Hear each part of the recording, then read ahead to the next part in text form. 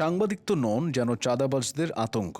বলছি এটিএন বাংলার senior reporter Ali Azgar ইমনের কথা। কখনো চাঁদাবাজদের ডেরায় হানা দিচ্ছেন, কখনো প্রতারকদের কলার চেপে ধরছেন। আজকাল পুলিশও যে সাহস করে না, ইমন সেটা করে দেখাচ্ছেন। প্রথাগত সাংবাদিকতার বাইরে গিয়ে তিনি মানুষের হৃদয় জয় করেছেন। আলী আজগর ইমনের কাজ একটাই, সেটা হলো সত্য উদ্ঘাটন করা এবং ভণ্ডদের মুখোশ উন্মোচন করা। কোথাও কোনো অন্যায় দেখলেই তিনি দৌড়ে গিয়ে সেটা থামিয়ে দেন, অন্যায়কারীকে নিয়ে আসেন ক্যামেরার সামনে। যে কারণে তাকে অনেকে দৌড় সাংবাদিক হিসেবেও চেনে। তার প্রতিবেদনগুলো সবাই মনোযোগ দিয়ে দেখলেও তার পরিচয়টা অনেকেরই অজানা। মিডিয়ায় 20 বছর ধরে কাজ করা এই মানুষটার জীবন নাটকের চেয়েও নাটকীয়। তিনি সাংবাদিক হয়েছেন মাত্র 2 বছর আগে। এর আগে ছিলেন এটিএন বাংলার সাধারণ একজন গ্রাফিক্স ডিজাইনার। এছাড়া বড় হয়ে যে কখনো মিডিয়ায় কাজ করবেন এমনটা তার কল্পনাতেও ছিল না। আলী আজগর ইমনের বাবা ছিলেন একজন সরকারি কর্মচারী। তিনি টিএনটি বোর্ডে চাকরি করতেন। বাবা চাইতেন ছেলেও বড় হয়ে তার মতো সরকারি চাকরিজীবী হবে। আবার মা চাইতেন তার ছেলে বড় হয়ে ডাক্তার হবে। বাবার ট্রান্সফারের সুবাদে ইমনের ছেলেবেলা কেটেছে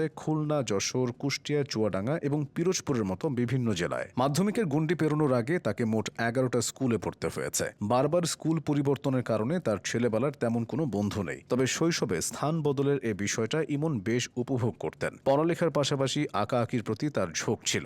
সবশেষ বরিশাল ও পটুয়াখালী থেকে এসএসসি এবং এইচএসসি শেষ করে তিনি ঢাকায় চলে আসেন। এরপর তিনি বিভিন্ন বিশ্ববিদ্যালয়ের ভর্তি পরীক্ষা দেন। একটা পর্যায়ে জাহাঙ্গীরনগর বিশ্ববিদ্যালয়ে তার সুযোগও হয়ে যায়। তবে সেখানে তিনি ভর্তি হননি। আলী আজগর ইমন মেডিকেলের ভর্তি পরীক্ষায় উত্তীর্ণ হয়ে স্যার সলিমুল্লাহ মেডিকেল কলেজে পড়ার সুযোগ পেয়ে যান। অবশ্য মেডিকেলের পড়াশোনা তার কাছে খুব একটা ভালো লাগতো না। তাই 7-8 মাস ক্লাস করার পর তিনি নিজের স্বাচ্ছন্দ্য বেছে নেন। আগে থেকে যেহেতু আর্টের প্রতি তার একটা আগ্রহ ছিল, তাই তিনি ঢাকা বিশ্ববিদ্যালয়ের চারুকলা অনুষদে ভর্তি পরীক্ষা দেন এবং সেখানে তার সুযোগও হয়ে যায়। আর মিডিয়ায় তার পথ চলাটা শুরু হয়েছিল ঢাকা বিশ্ববিদ্যালয়ে পড়ার সময়। বেসরকারি টেলিভিশন চ্যানেল এটিএন বাংলায় তিনি গ্রাফিক্স ডিজাইনার হিসেবে যোগ দিয়েছিলেন। একই সাথে চাকরি এবং পড়াশোনা করতে ইমনকে সহায়তা করেছিল এটিএন বাংলার মালিক ডক্টর মাহফুজুর রহমান। আর এই সুযোগটা কাজে লাগিয়ে ইমন নিজেও ভালোভাবে এগিয়ে যেতে থাকেন। পরবর্তীতে ঢাবির চারুকলা থেকে তিনি অনার্স ও মাস্টার্স সম্পন্ন করেন। কিন্তু পড়ালেখা শেষ হলেও এটিএন বাংলার সাথে তার সম্পর্ক তো ছেদ পড়েনি, বরং সেটা আরো জোরালো হয়। একবার সহকর্মীদের নিয়ে হওয়া একটি অনুষ্ঠানে যাত্রাপালার মতো করে একটি নাটক উপস্থাপন করেছিলেন